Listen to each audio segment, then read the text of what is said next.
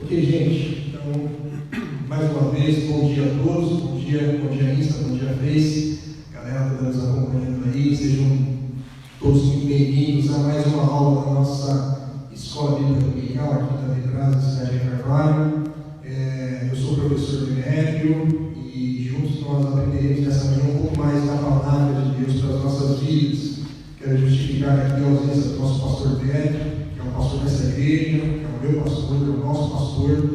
Ele recebeu uma convocação de última hora, e super importante, né? Então por isso ele não está presente aqui, mas se Deus quiser, nós teremos uma manhã abençoada em nome de Jesus, ele também será abençoado no dia que ele esteve.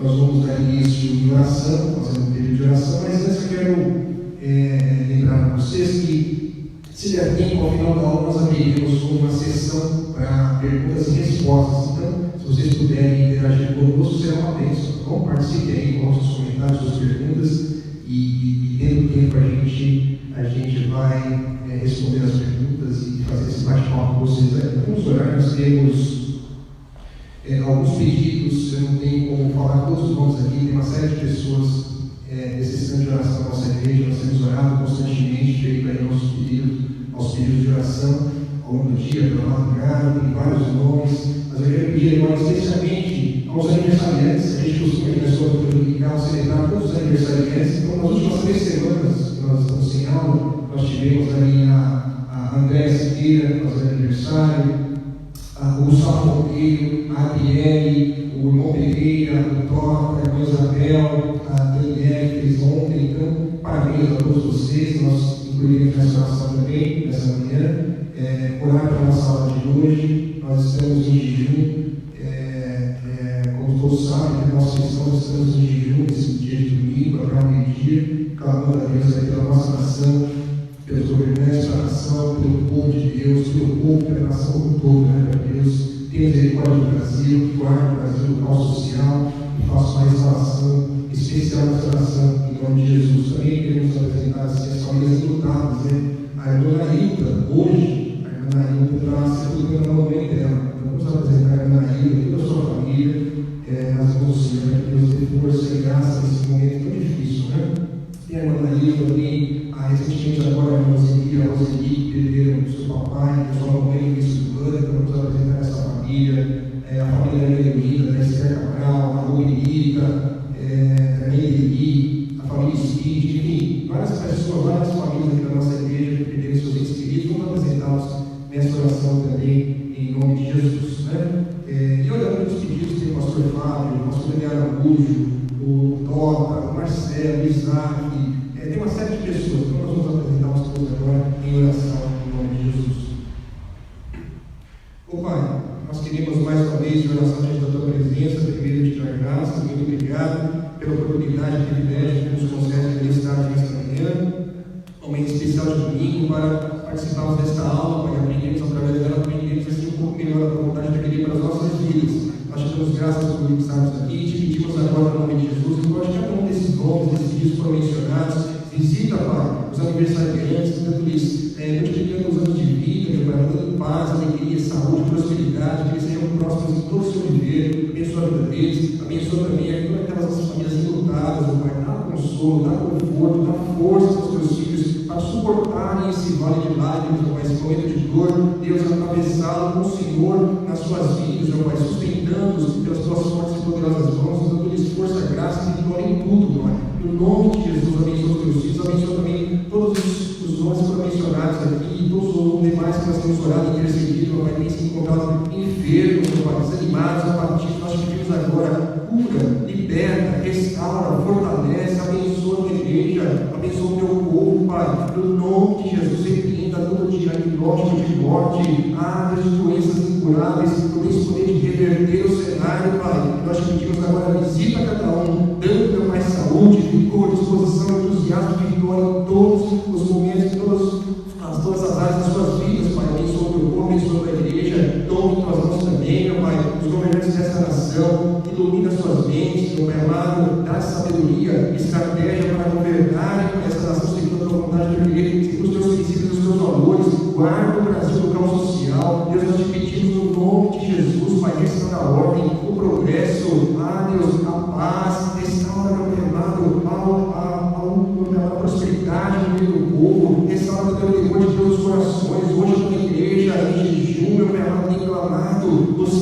Ti, Pai, te pedindo para que Tu coloques um ponto final, basta, meu Pai amado, nesta pandemia. Deus, Tu podes fazer uma obra especial na nação brasileira. Deus, glorifica o Teu nome neste local, glorifica o Teu nome nesta nação, para que todos saibam que só o Senhor é Deus, e nós tememos este Deus, e servimos este Deus de corpo, alma e espírito. Manifesta o Teu poder, a Tua glória, a Tua autoridade, abençoa as nossas vidas, como está em Tuas mãos, meu Pai. Abra a nossa mente, nosso coração, nosso entendimento, para que entendamos a Tua vontade primeira para as nossas vidas, e no final desta aula, nós nos sintamos renovados, fortalecidos e abençoados por Ti. Fica conosco, Pai, dá-nos a Tua paz, momentos com a Tua alegria, e é que nós pedimos e agradecemos em nome de Jesus. Amém e amém.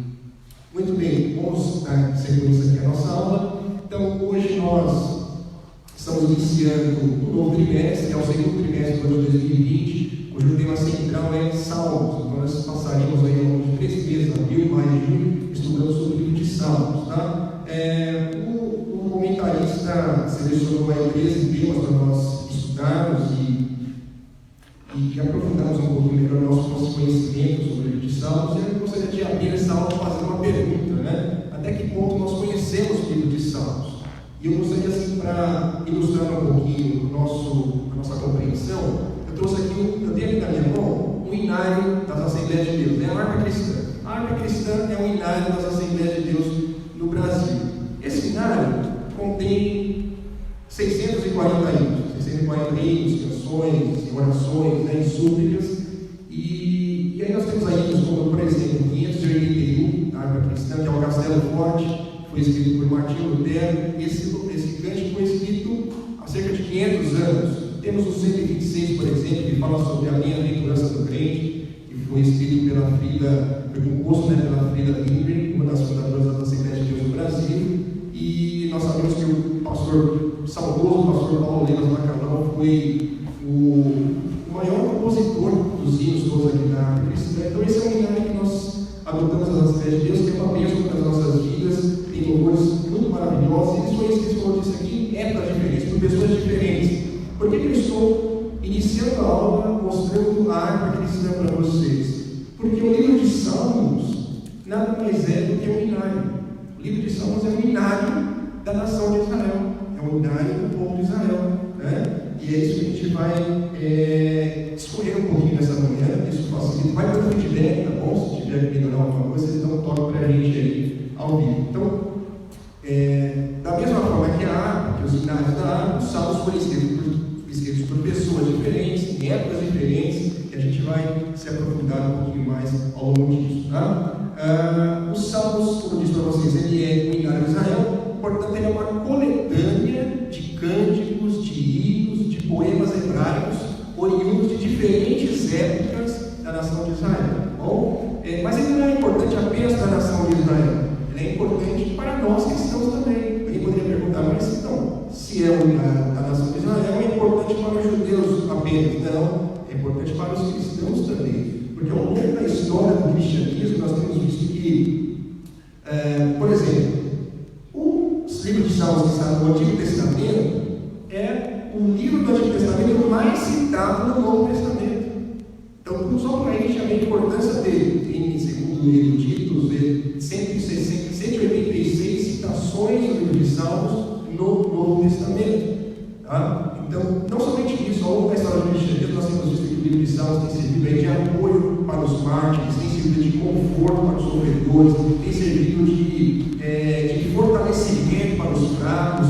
E nos dias atuais, a gente percebe que os salmos são lidos, são cantados, são celebrados em grande parte do mundo, por muitas pessoas, em muitas nações, e certamente é a obra sagrada de maior conhecimento entre os cristãos. Então, o livro de Salmos é importante não só para os judeus, mas também para os cristãos.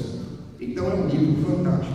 E o comentarista desse trimestre selecionou aí, como eu disse para vocês, alguns trechos desse livro de Salmos. Tá? Então, ele selecionou mais ou menos cerca de 20 salmos que nós vamos nos aprofundar ao longo desses 13 domingos. Nós estaremos aqui estudando, né? Nós nos aprofundaremos um pouco mais, conhecendo um pouco mais esse livro. E ele colocou alguns temas bastante interessantes. Eu quero reforçar para vocês, como eu sempre faço no início de cada trimestre, para vocês saberem qual é o conteúdo que nós teremos ao longo dos 13 domingos. Tá? Então nós falaremos aqui sobre salmos messiânicos e missionários, falaremos sobre o pastor e a sua ovelha, falaremos sobre os caminhos do Senhor, a proteção do Senhor, arrependimento e perdão, confiança no Senhor, vencendo em meio à angústia, um chamado à adoração, louvor e gratidão, celebrando a palavra de Deus, temor e confiança no Senhor e vida de oração. Então, são 13 temas que nós passaremos aí estudando ao longo desse trimestre. Será uma bênção. Por que eu gosto de ler e reforçar esses temas? Porque, mais uma vez, esse trimestre é imperdível, tá bom? Então, faça um propósito com Deus, assuma um compromisso de estar conosco todos os domingos, seja por método online, seja por presença, aula presencial, a partir do momento que nós pudermos retomar as aulas presenciais, né? Então, seja lá como for, estejamos aí, participe, assuma esse compromisso, participe. Certamente Deus tem aí algo muito especial para tratar com o seu povo ao longo desse trimestre, com o estudo do livro de Salmos, tá? E a aula de hoje é a aula de número 1. Então, hoje é a aula de número 1. O título da aula de hoje é Salmos, um guia devocional para o cristão. Salmos, um guia devocional para o cristão. O comentarista colocou na aula de hoje, para nós falarmos assim, mais sobre uma visão panorâmica do livro de Salmos, falando um pouquinho mais sobre a estrutura do livro de Salmos, tá? E aí, seguindo o que o comentarista colocou, eu dividi a aula em 3 tópicos principais, em 3 pontos principais, ou 3 temas principais, que são a estrutura de Salmos. Então, primeiro a gente vai falar sobre a estrutura de Salmos, qual que é a estrutura deste livro. Segundo, o seu estilo literário. E terceiro, temas e expressões interessantes. Isso está na revista, quem puder acompanhar, é até melhor para vocês absorverem melhor as informações, tá? Mais uma vez eu repito, se vocês precisarem dar feedback, tem feedback, tá bom? Se precisar melhorar alguma coisa, a gente vai melhorando e ajustando aqui. Vamos ler, eu quero ler com vocês, quem tem revista, quem não tem, pode ouvir atentamente a verdade aplicada e a introdução da revista, tá bom? A verdade aplicada nos diz assim: o livro de Salmos muito contribui para a vida de adoração e oração do discípulo de Cristo. Então, o livro de Salmos muito contribui para a vida de adoração e oração do discípulo de Cristo. Portanto, é um livro fundamental para as nossas vidas como cristãos. E a introdução da lição diz assim: é provável que a maioria dos cristãos tenha recorrido ao livro de Salmos em algum momento da sua vida, seja de angústia ou de alegria. A igreja tem se valido dos seus ensinamentos, portanto, é necessário conhecê-lo. Aí eu pergunto, você conhece o livro de Salmos? É isso que a gente vai tentar trazer, tentar equalizar o nível de conhecimento a respeito desse livro. Hoje, falando um pouco mais sobre a estrutura do livro de Salmos, tá bom? Por exemplo, você sabe que o livro de Salmos é o maior livro da Bíblia? É o livro que tem quantos capítulos? Vamos lá, Herbert, lê para a gente dar o Herbert. Quem responde primeiro? Quantos capítulos de Salmo tem? O livro de Salmos tem? Vamos ver. Vamos ver quem está afiado aí, hein? Quantos capítulos? Isso, 150. Ninguém respondeu, Herbert? Dá um delay de 20 segundos, mais ou menos. Dá um atraso. Tem muito delayzinho aí de 20 segundos, mas eu vou antecipando aqui. Então, o livro é o maior livro da Bíblia, tem 150 capítulos, 2.461 versículos. E, curiosidade, o livro de Salmos contém o maior capítulo da Bíblia. Qual que é o maior capítulo da Bíblia? Salmos. Erinaldo falou. Erinaldo falou. Parabéns, Erinaldo. Deus te abençoe aí. O maior capítulo da Bíblia é o Salmo 119, que tem 176 versículos, tá bom? E o mais curto da Bíblia também está em Salmos, que é o Salmo de número 117, e contém apenas 2 versículos, tá? Então a gente vai continuando aqui falando sobre a estrutura. De novo, irmãos, na aula de hoje a gente não vai se aprofundar em alguns salmos específicos. Isso está reservado para outros domingos do trimestre, tá bom? Hoje é mais uma apresentação da estrutura, né? Tá tendo assim uma visão panorâmica de salmos, mas tem coisa preciosa nas nossas vidas também. Bem, então eu vou falar sem microfone. Se vocês acharem que o som está muito baixo e a gente volta com o microfone, a gente vai se ajustando aqui. Mas é importante esse feedback de vocês, para a gente ir ajustando. Então, originalmente, os judeus colocaram o nome do livro de Salmos como Sefer Tehillim, que quer dizer livro, Sefer, livro, Tehillim, louvores, livro dos louvores, tá? Agora, mais recentemente, eles mudaram e deixaram só apenas Tehillim, ok? Então, Tehillim que é louvores. Então, livro de Salmos para os judeus é louvores. A palavra salmos vem do grego psalmoi, tá bom? Que foi colocado pela tradução que fizeram do hebraico para o grego, lá na Septuaginta, e aí colocou-se a palavra psalmoi para substituir a palavra original hebraica, né?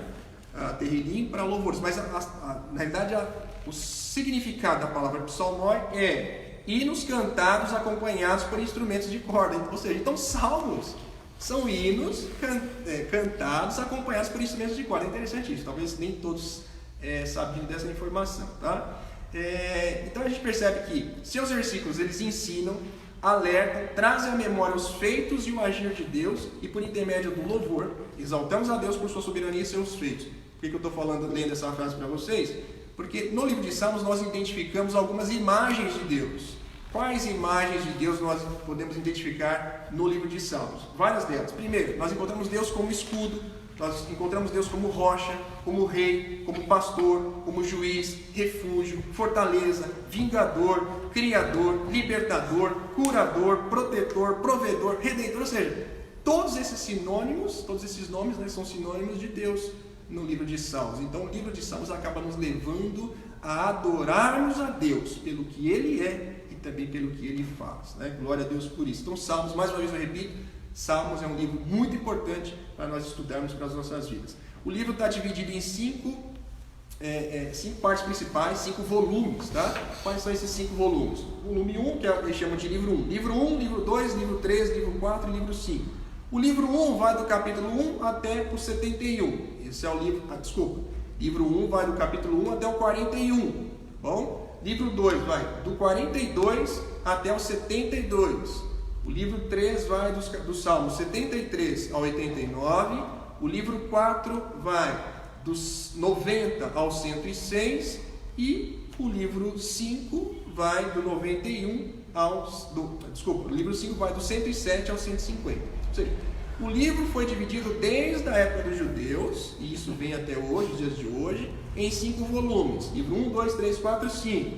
O livro 1 principalmente trata, o livro 1 e o 2 juntos, eles principalmente tratam o quê? De orações de fé na adversidade. O livro 3 são salmos de confiança, especialmente em aflição nacional. Preste atenção, principalmente em aflição nacional. O livro 4 são salmos de louvor e o livro 5 são salmos mistos, principalmente de louvor e confiança na tribulação.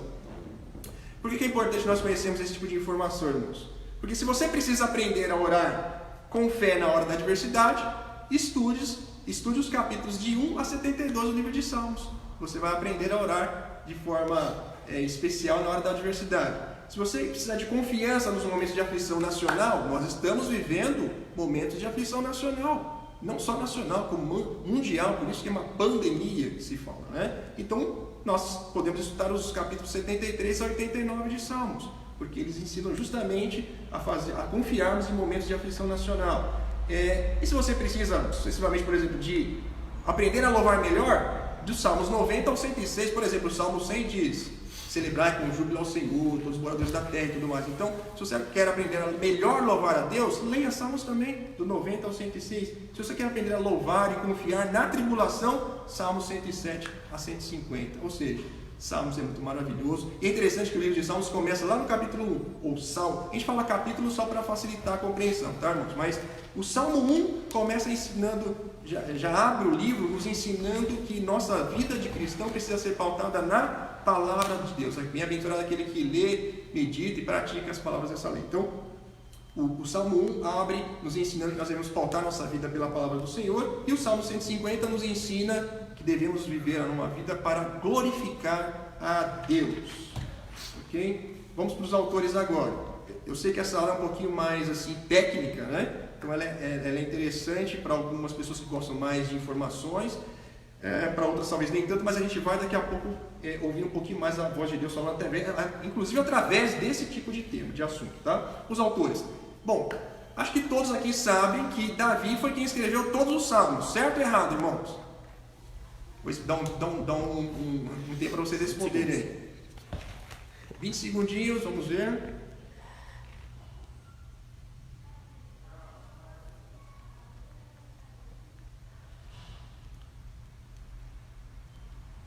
Acho que os irmãos estão meio tímidos aí, mas vamos lá. Não. Alguém respondeu? Cláudio respondeu errado. Falou sim? Falou errado. Tá bom, então tá certo, Cláudio. Você tá certo, Cláudio, tá errado. Davi não escreveu todos os salmos, embora nós costumemos dizer que Salmos de Davi. Geralmente nós nos referimos ao livro de Salmos como Salmos de Davi. Tem 150 salmos. Davi não escreveu todos os 50. Aliás, deixa eu até esclarecer para vocês. Dos 150, 100 salmos apenas, ou para 100 salmos nós sabemos quem foram os autores, né? Quem foi que escreveu esses 100 salmos. Para os outros 50 salmos, não temos essa informação. Muitas pessoas falam que está errado. Legal. É bom saber que vocês estão afiados aí no conhecimento, tá? Então, 50 salmos, não sabemos quem escreveu, não temos o nome das pessoas que escreveram. Mas para 100 salmos, sim, geralmente, o título dos salmos identificam quem é que escreveu aquele salmo. Então, agora interessante, por que Davi geralmente é relacionado com o livro de Salmos? Porque dos 100 que nós temos os nomes, ele escreveu 73. Ou seja, ele é quase metade dos 150 Davi que escreveu, por isso que geralmente nós atribuímos a Davi. Porém, além de Davi, mais 5 outras pessoas, ou 5 outros nomes aí são mencionados como escritores do livro de Salmos. Tá? Então Davi escreveu 73 salmos, seguido de Asaf. Asaf escreveu 12 salmos. Os filhos de Corá escreveram 11 salmos. Salomão, filho de Davi, escreveu 2 salmos. Moisés escreveu 1 salmo. E Etã escreveu 1 salmo também, até Moisés. Geralmente a gente fala que o livro de Salmos é uma coletânea de salmos que foram escritos ao longo de mais ou menos 500 anos, desde o século X a.C. até o século V a.C., porque começando por Davi, na época de Davi, até a época pós-exílica, tá bom?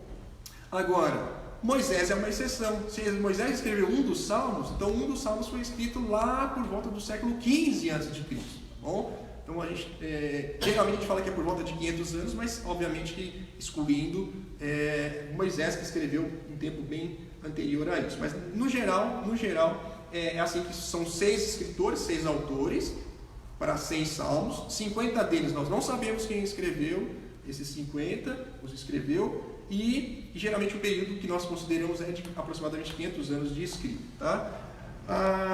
De forma geral, nós podemos classificar os salmos como salmos de instrução, salmos de louvor, salmos de ações de graça, salmos de confissão, salmos de confiança, de angústia, aspiração, história, salmos de profecia, salmos messiânicos e várias outras. Essa aqui é uma das vertentes, tá, irmãos? Tem várias linhas de estudo, cada um coloca assim classificações diferenciadas para o livro de Salmos, então por ele ser um livro bastante amplo, então abre margem também para ter várias opiniões a respeito, tá? Depois eu posso compartilhar isso com vocês, eu vou conversar com o Herbert aqui, a gente pode de alguma forma ou colocar lá no YouTube, né? Acho que dá para a gente subir, sim. A gente consegue compartilhar essas informações com vocês. Se vocês quiserem, coloquem aí depois um joinha, alguma coisa assim, que a gente também faz chegar até vocês as informações, tá?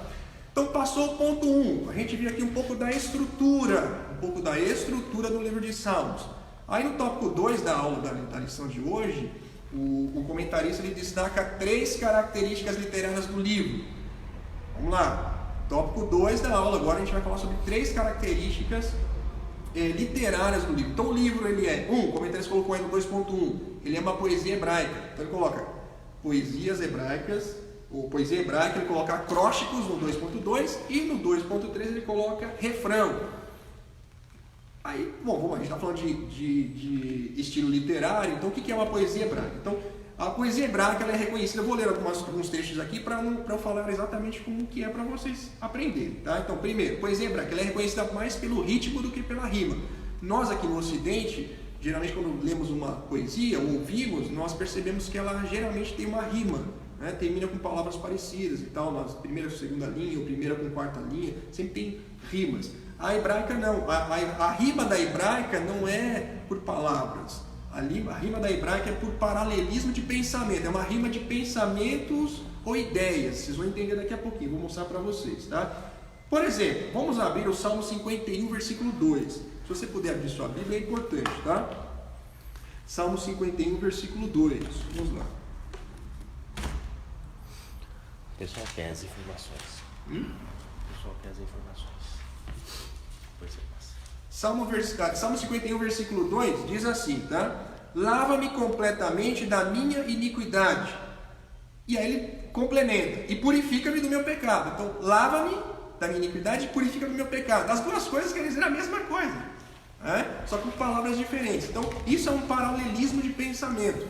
Ele coloca duas linhas, na linha 1 ele coloca um pensamento, e a linha 2, geralmente, ou ela corrobora, ou ela confirma e afirma o que foi dito na linha 1, que é o caso que nós lemos agora. Isso nós chamamos de paralelismo sinônimo, tá bom? Quando o pensamento que vem na linha 2 confirma o que foi colocado na linha 1. Tá? Agora, esse paralelismo de ideias de pensamento dos judeus, da poesia hebraica, e a gente vê isso muito no livro de Salmos, em Provérbios também, tá? Pode ser, como eu falei, paralelismo simbólico, ou pode ser também que na segunda linha ele apresente uma ideia que contraste com a primeira, com o que ele colocou na primeira. E nós temos um exemplo também, lá em Salmo 1, versículo 6. Salmo 1, versículo 6, tá? Na minha versão que eu estou lendo aqui, a revista e corrigida, que é inclusive a versão da Bíblia do culto, quem tiver pode acompanhar. Diz assim: porque o Senhor conhece o caminho dos justos, mas o caminho dos ímpios perecerá. Percebe? Na primeira linha ele coloca caminho de justo, e na segunda ele coloca um contraste, um confrontando o outro, que é o caminho dos ímpios, um contra o outro. Isso ajuda, irmãos, a nós guardarmos e absorvermos melhor as lições, o aprendizado que está ali sendo colocado. É interessante nós vermos como que os judeus eles se preocupavam muito com o aprendizado, com o que estava sendo ensinado, e não somente com o que estava sendo passado, transmitido, mas se a pessoa que estava ouvindo estava realmente absorvendo da melhor forma. Tá? Então os Salmos 1 e 2 colocam aí o paralelismo que nós chamamos de antitético, paralelismo antitético, que é a ideia da linha 2 contrasta com a ideia da linha 1.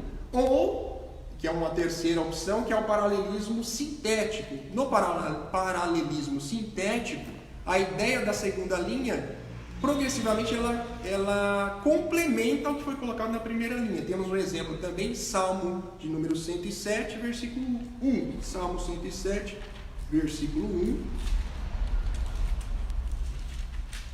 Dá um toque no horário aí, viu, Herbert? Pra não estender demais aqui, tá?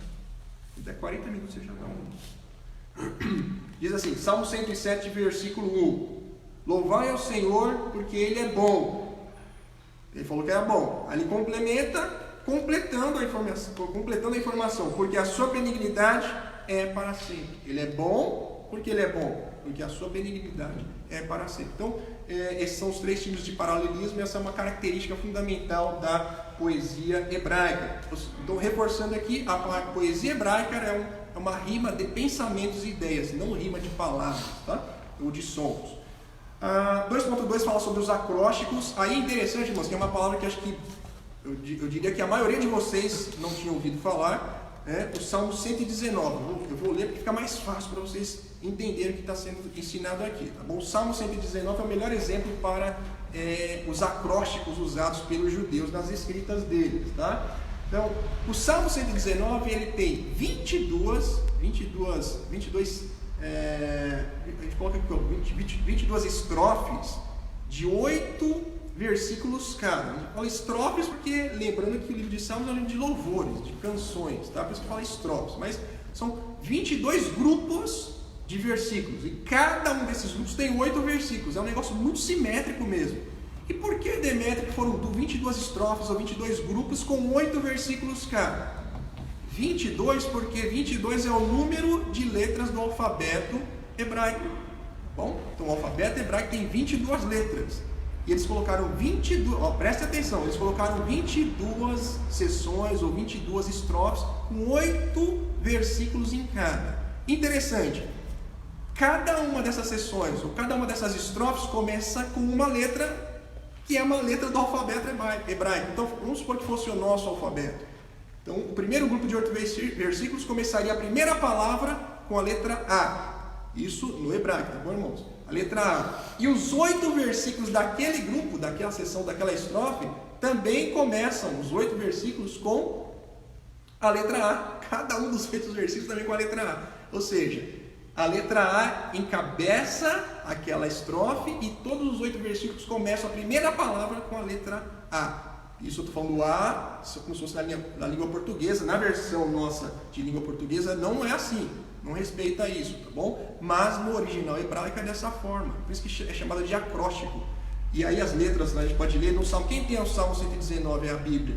Na versão revista e corrigida, você pode ver que o título de cada uma dessas 22 seções tem o nome da letra do alfabeto hebraico. Por exemplo, Aleph, Bet, Gimel, Dalet, He, Vav, Zayin, Het, Tet, Yod, Kaf, Lamed, Mem, Nun, Samer, Ain, P, Sudê, Kof, Resh, Shin e Tal. Tá bom? Então são 22 letras e cada uma delas encabeça uma seção com 8 versículos. Aí somando 22 vezes 8, multiplicando, você tem 176 versículos do Salmo 119. Por que é interessante saber, conhecer essas informações? Porque outros trechos da Bíblia também foram escritos, do Antigo Testamento foram escritos dessa forma, porque era uma metodologia dos judeus, dos hebreus, escreverem dessa forma para facilitar a absorção da palavra, o aprendizado daquilo que está sendo tentado ser ensinado e passado. Tá? E o tópico 2.3 fala sobre refrão. Refrão, irmãos, é muito parecido com o que nós conhecemos no nosso cenário como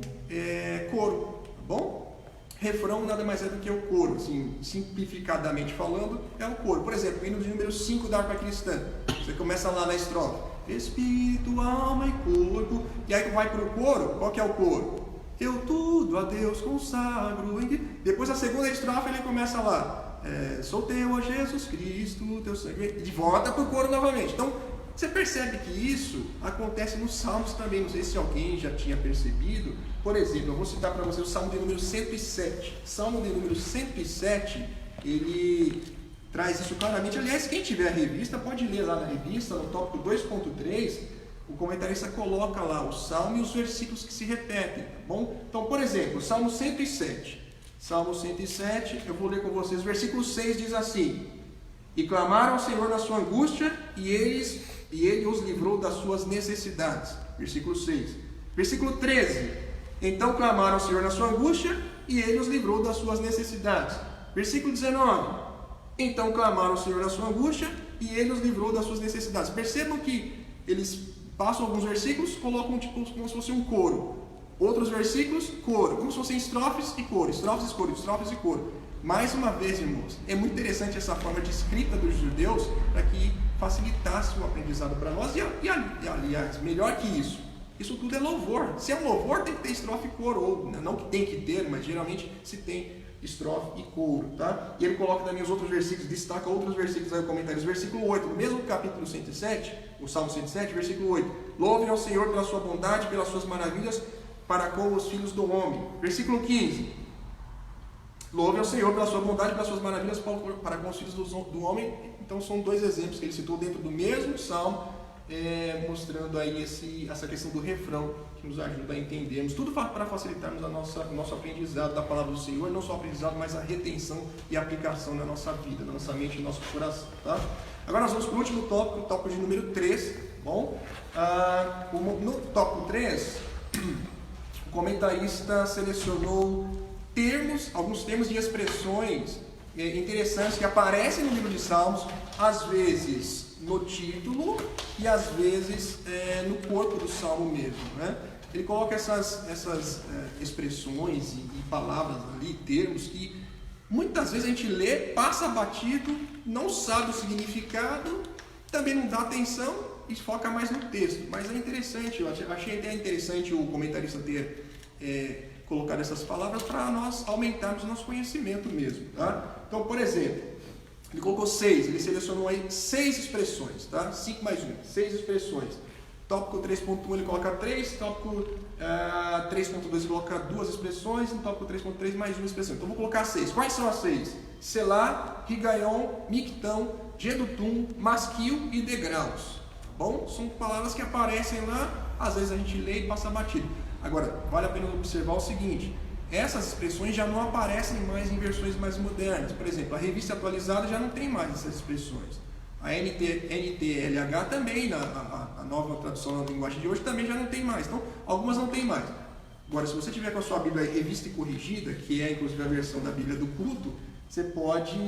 eu vou passar alguns salmos aqui para nós lermos esses termos e palavras aqui.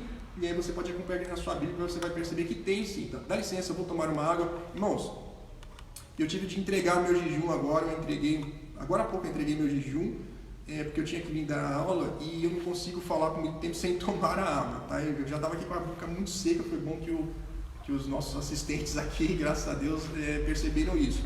Me dão licença, eu já entreguei meu jejum, mas continue em consagração até meio-dia, acompanhando esse período aí que foi estabelecido para a nossa igreja.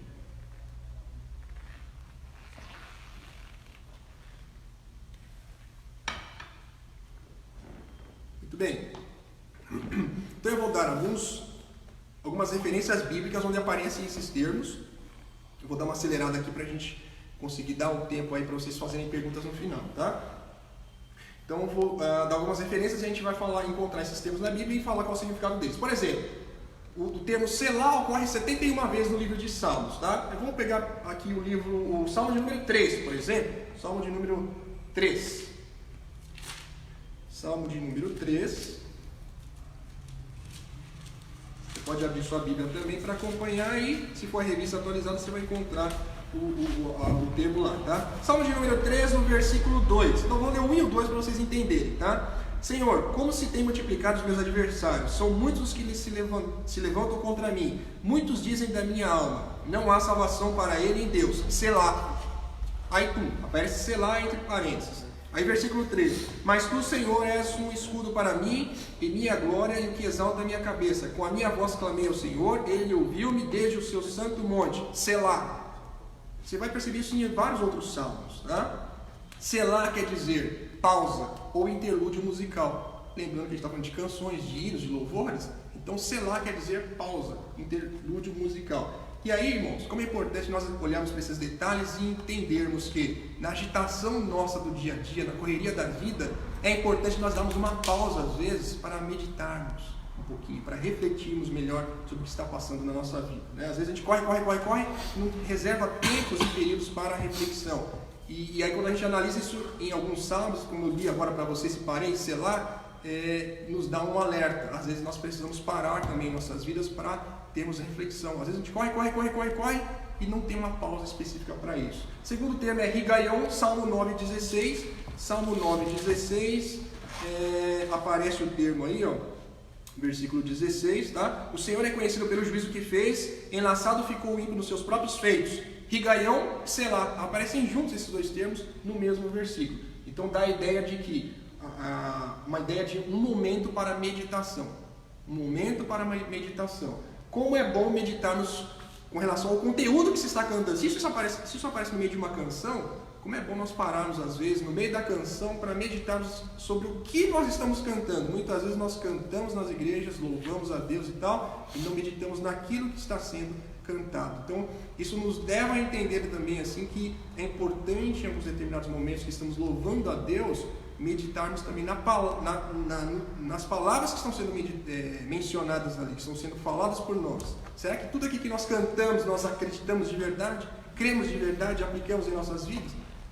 São lições preciosas. Eu estou aqui fazendo uso do que o comentarista colocou na revista, depois você pode ler com mais ênfase em casa, tá? Terceiro tema, Mictão, aparece entre os Salmos 56 e 60, então vou pegar o Salmo 56, que é o primeiro da série aí, 56, aparece no título, tá? Mictão.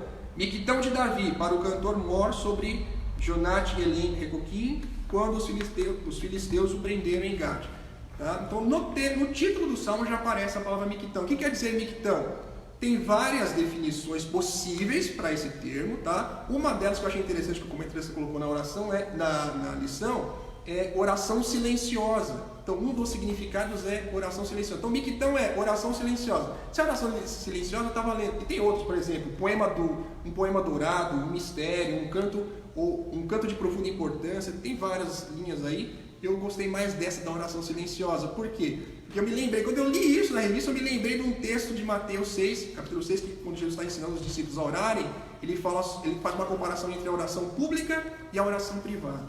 Ele fala, olha, não seja como os hipócritas que vão lá no público e esberram, entram no templo e falam com Deus e fazem aquelas orações assim e tal. Mas no fundo essas pessoas, às vezes, né, não é que é um caso generalizado, mas às vezes as pessoas em público oram muito bem, mas no privado não ora. Não tem uma vida de oração. Eu me lembro que a gente estava uns anos atrás falando sobre esse tema numa das aulas aqui de Escola Bíblica Dominical, que um comentarista, não me lembro qual foi, que colocou assim, ninguém que não pratique a oração no privado, no particular, deveria orar em público, porque senão ele se torna um hipócrita. Se ele não ora no privado, como que ele quer orar na hora do público para aparecer para outras pessoas? E ora, e fala em línguas, e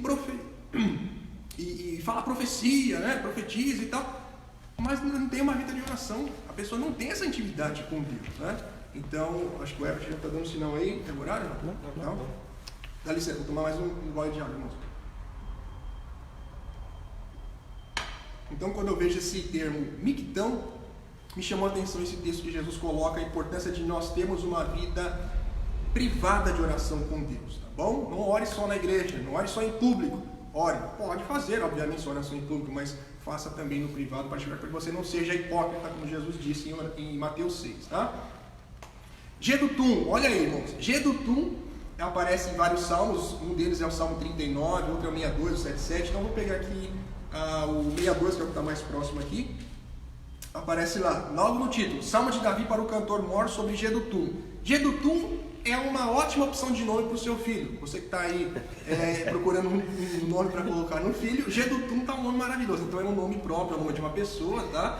Aparece em diversas referências bíblicas aí, lá principalmente primeiro livro de Crônicas, segundo livro de Crônicas, aparece muito o nome Gedutum. Então Gedutum era da família dos levitas e habilidoso na música, e o seu nome, bem como da sua descendência, está associado a louvores, profecias e instrumentos musicais, desde a época de Davi até o retorno do povo de Israel do exílio babilônico, né? O povo de Judá, na verdade, do povo de Judá do exílio babilônico, tá? Então, a gente percebe como que esse nome foi tão maravilhoso, tão especial para o povo de Deus, que toda a sua descendência, mesmo lá depois, a gente está falando de 500 anos para frente, ainda se fez menção ao nome da descendência de Gedutum. E aí, quando eu li isso, eu pensei comigo, que diferença fazem os bons obreiros e bons músicos na casa de Deus, né?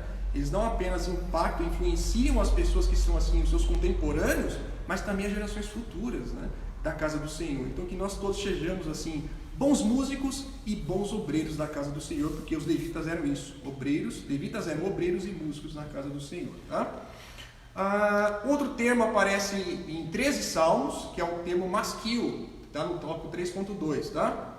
Salmo mais próximo aqui, masquil, vou pegar o 45, por exemplo. Salmo 45, você pode acompanhar na sua Bíblia também, aparece logo no título do salmo, masquil, cântico de amor para o cantor mor entre os filhos de Corá sobre Sosanim.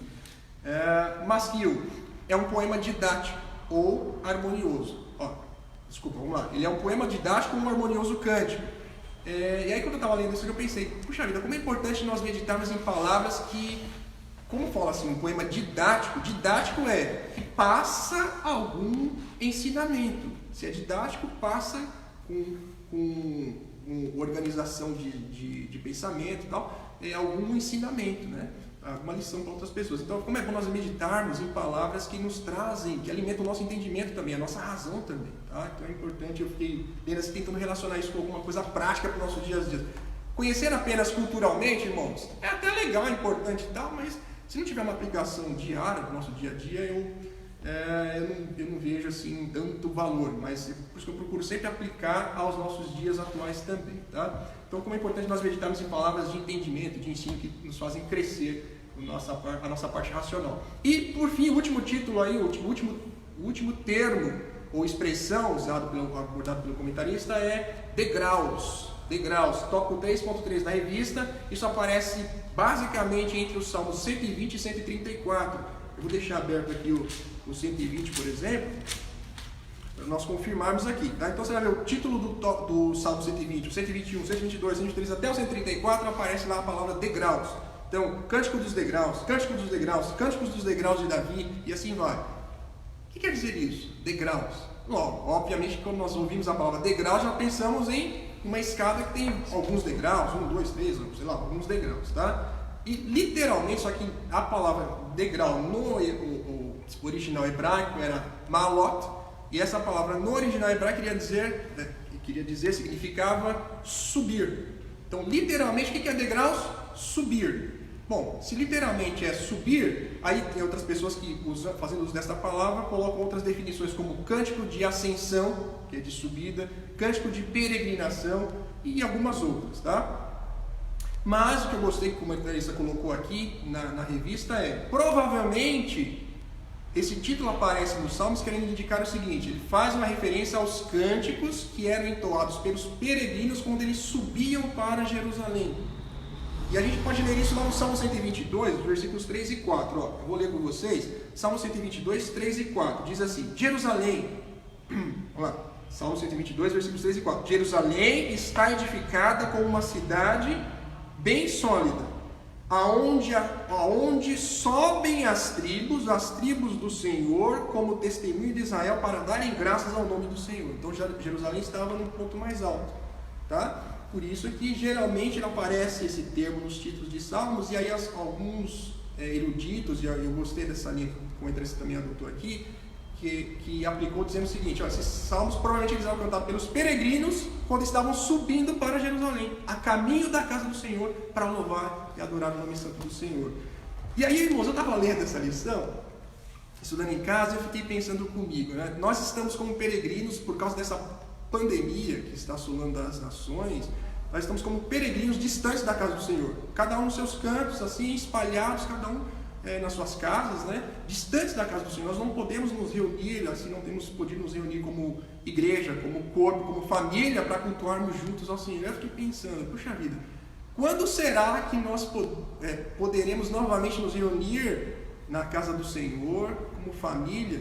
E quando será? E que tipo de cântico do degrau, né, a gente poderia cantar quando nós nos reunimos novamente como família? Eu fiquei pensando e refletindo nisso, aí fiquei lendo assim alguns salmos em casa. Eu pensei, seria talvez o Salmo 121, eleva meus olhos para os montes, de onde virá o meu socorro? Será que quando nós nos reunimos novamente, né, na casa do Senhor, no templo do Senhor, será que nós poderíamos cantar o Salmo 121, que é um salmo do degrau? Ou 122, que diz, alegrei-me quando me disseram, vamos à casa do Senhor? Ou o Salmo 124, que diz, se não for o Senhor que esteve ao nosso lado nesse momento difícil, né, irmãos? Ora, diga Israel. Ou o Salmo 125, os que confiam no Senhor serão como os montes do Sião, e os irmãos conhecem os versículos. Ou 126, quando o Senhor trouxe do cativeiro os que voltam, quando o Senhor trouxe dos cativeiros os que voltaram a Sião, estávamos como os que sonham, como os que sonham.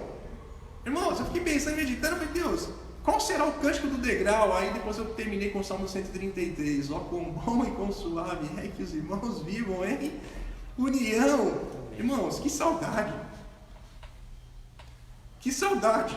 Faz 3 semanas que a gente não está podendo aqui, aos domingos pela manhã, como nós sempre fazemos, a gente começa com um clamor, com uma súplica, depois a gente faz o nosso minuto da comunhão, a gente se abraça, a gente se beija, se cumprimenta.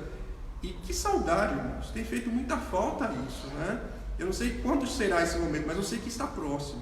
A gente tem orado, a gente tem clamado. Hoje a igreja, o povo de Deus no Brasil, achei interessante essa convocação, porque está unindo o povo de Deus, não importa a denominação, não importa a placa, o povo de Deus está se unindo, se reunindo para pedir ao Deus Todo-Poderoso, para que Ele livre o Brasil dessa praga, desses males, que Ele dê estratégia adequada aos governantes, para que nós possamos nos reunir novamente e cultuar ao Senhor com alegria como membros do seu corpo, né? Eu creio que isso vai acontecer, por isso nós jejuamos, oramos e creio que você também está fazendo isso.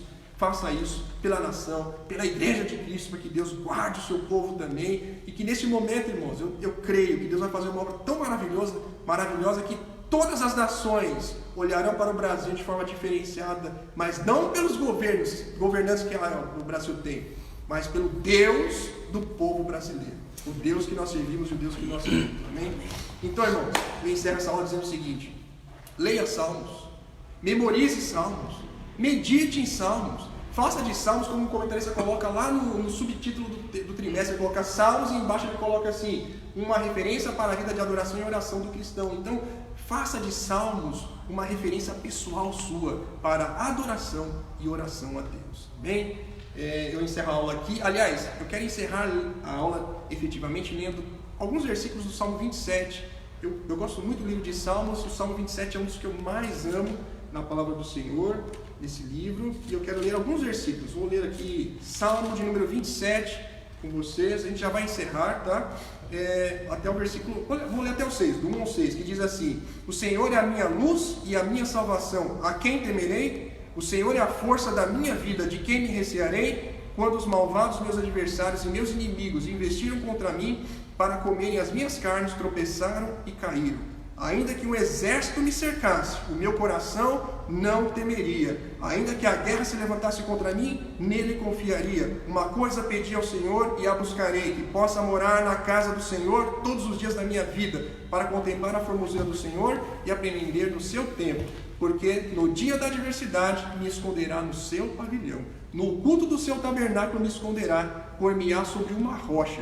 Também a minha cabeça será exaltada sobre os meus inimigos que estão ao redor de mim. Pelo que oferecerei sacrifício de júbilo no seu tabernáculo, cantarei, sim, cantarei louvores ao Senhor. Amém? Deus abençoe. Essa é a nossa aula de hoje. Recomendo aos irmãos, próximo domingo nós iniciaremos então uma sequência de estudo de alguns salmos específicos. Nós mergulharemos nesses salmos para aprendermos mais da vontade de Deus para as nossas vidas, tá bom? Não percam as aulas, que Deus abençoe. Nós vamos abrir agora, nós temos pouquíssimos minutos, mas vamos abrir para vocês. Se alguém quiser fazer alguma pergunta, está aberta aí, pode fazer, a gente vai tentar responder aqui. Se for pergunta difícil, eu vou passar para o pastor Beto e ele responde a semana que vem, tá bom? Deus abençoe. A irmã está falando que a lição bíblica foi tão boa quanto a aula de português. De português, opa. Muitas saudades. Quem que falou isso?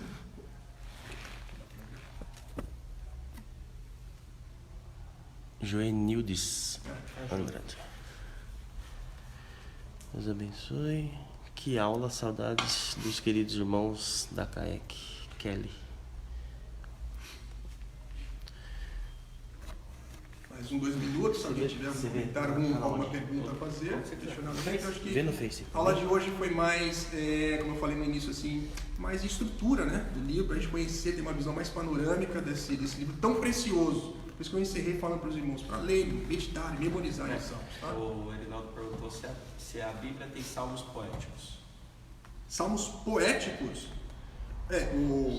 O Erinaldo, foi o que eu falei para vocês, o livro de Salmos, ele é uma poesia hebraica. Claro que tem. Todo o livro de Salmos, 150 salmos, são poemas hebraicos, tá bom? Poemas hebraicos, que é uma forma diferente de ser escrito. Não é com rimas de palavras, mas são rimas de pensamentos e ideias, tá bom? A Ruth Espero ter respondido. Se tiver dúvida ainda, me fala, depois a gente esclarece no privado, que talvez não vai dar tempo. A Ruth pergunta: qual foi o salmo escrito na Babilônia? Salmo 137, Ruth. Salmo 137. Que é o que se diz que foi escrito, acredita-se que foi escrito na Babilônia, que ele começa dizendo assim: junto aos rios da Babilônia nos assentamos e choramos, lembrando-nos de Sião. Agora, se ele foi escrito exatamente na Babilônia, eu não tenho certeza, tá? Mas geralmente eu acredito que sim. Imagino que seja esse. Se tiver alguma sugestão, fala pra mim aí, tá?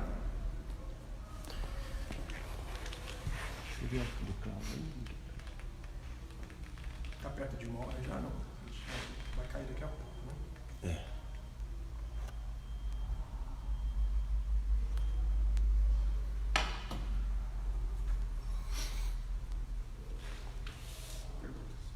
Eu acho que não vai ter mais perguntas, então a gente vai... Muito edificante, parabéns. Sei. Deus abençoe. Obrigado a todos vocês que estiveram conosco aqui nessa aula.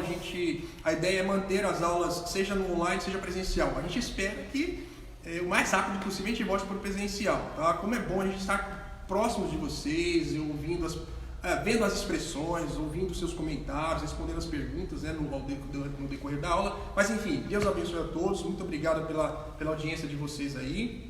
E próximo domingo, então, a gente falará sobre salmos messiânicos e missionários, né, irmãos? É um tema super interessante. Certamente terão pessoas aqui bem conhecedoras para nos ensinarem a respeito desse tema tão importante. Então, Deus abençoe a todos vocês. Bom dia, boa semana. Fiquem na paz do nosso Senhor Salvador Jesus Cristo. Dá tempo de fazer uma oração ainda? Não? Não? Dá. Deus, nós te damos graças. Muito obrigado por esse momento tão precioso. Estamos aqui na tua casa, Pai, e na casa dos teus filhos que abriram as suas portas para nós entrarmos lá falando um pouquinho da tua palavra. Fica conosco, que tudo nós aprendemos aqui seja guardado e fixado na nossa mente, no nosso coração, e nós apliquemos, coloquemos em prática no nosso dia a dia, para que cresçamos e nos fortalecemos em Cristo Jesus e na tua palavra. Tudo isso é para agora do teu nome, em nome de Jesus nós te pedimos e agradecemos. Amém e amém. Pai do Senhor, shalom Adonai a todos. Deus abençoe.